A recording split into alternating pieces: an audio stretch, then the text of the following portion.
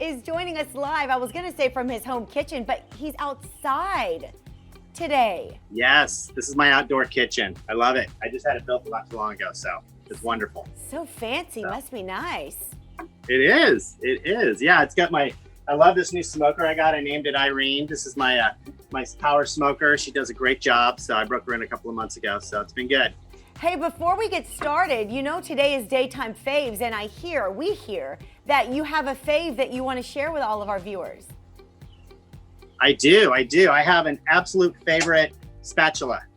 So this guy has been trekking kitchens with me for about 20 years now. You can see the handle's really well worn, but it's got a nice little flip to it. I can scrape things and nothing really sticks to the grill. I can really get underneath it. It's got a lot of control. So yeah, I walk around with this thing, pretty often. Where would a person get one like that?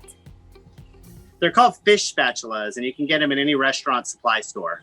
Oh. So they're pretty readily available. Actually, the secret broke out about 15 years ago when how good these things were to cook with, and chefs are using them all the time. So they're cool. But I love it.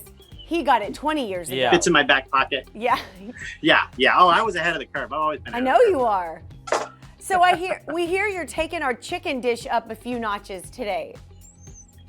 Yeah. So you want to judge a chef by how they prepare their chicken. I always say, because it tends to always be in a restaurant to kind of be the laid back thing that they don't put a lot of energy behind. Maybe it's a rotisserie thing. I get obsessed with my chickens. I want to make sure it's one of the strongest dishes, and I'm pairing it up today with this.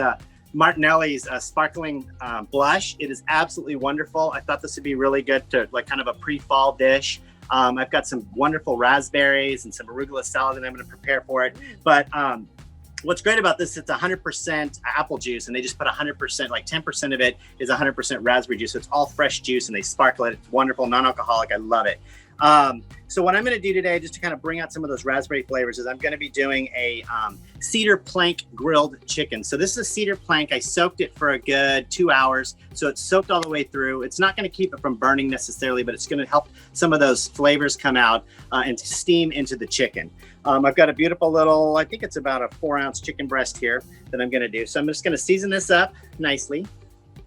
So wait, you soaked the cedar in the Martinelli's sparkling blush?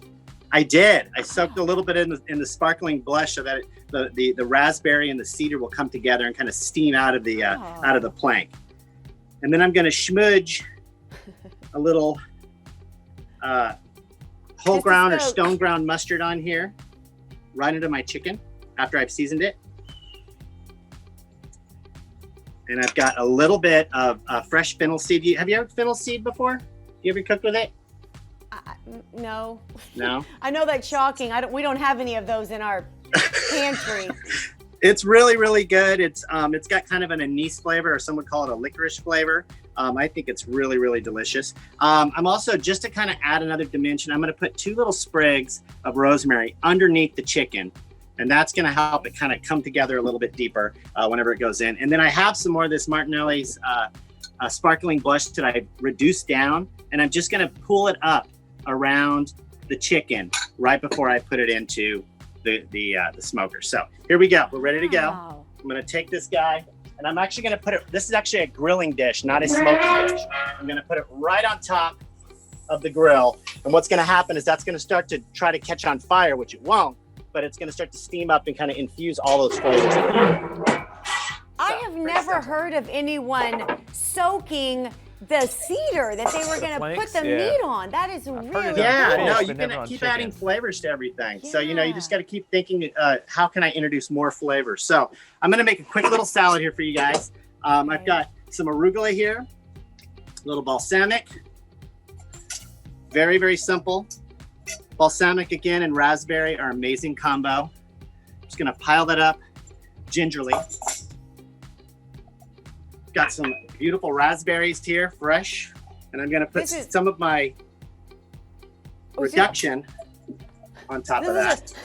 I love Zoom because it's with the delay. It's so weird. I was going to say, obviously, this is a very healthy dish that you could have for either lunch or dinner. Very healthy. Very, very healthy. Okay, and I got smart this time, and I made you guys one in advance.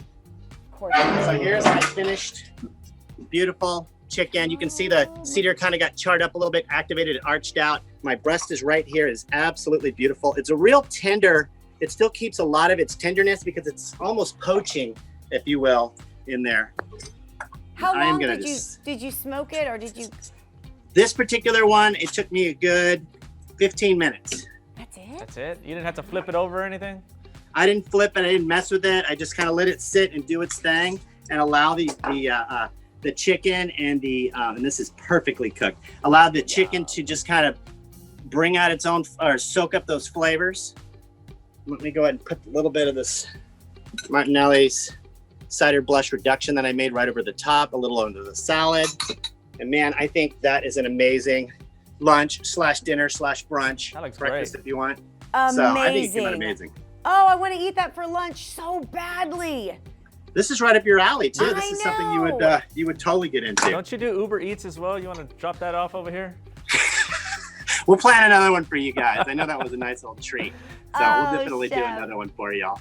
We just love you, and we love that you're on the show every single Wednesday. And I know our viewers want to know how they can get in touch with you, and it's really simple. They can call you on your personal cell phone at 210-771-6971, or you can go online to chefbrianwest.com, or you can find him all over social media.